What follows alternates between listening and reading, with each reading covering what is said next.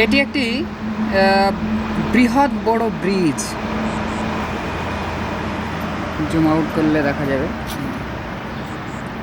এটি একটি বহুত বড় ব্রিজ, লম্বা পাথর।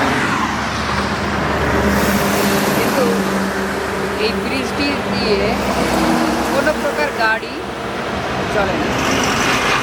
এটি শুধুমাত্র বন্য প্রাণীদের যাওয়া আসার জন্য এই ব্রিজটা বানানো। কি চমৎকার দেখুন,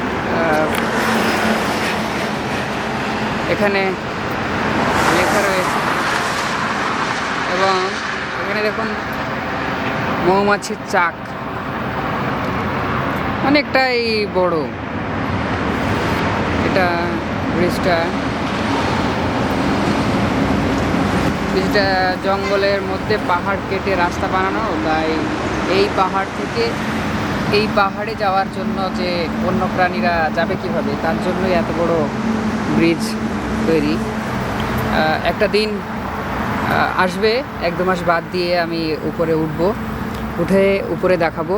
উপরে সম্ভবত গাছ লাগানোও রয়েছে,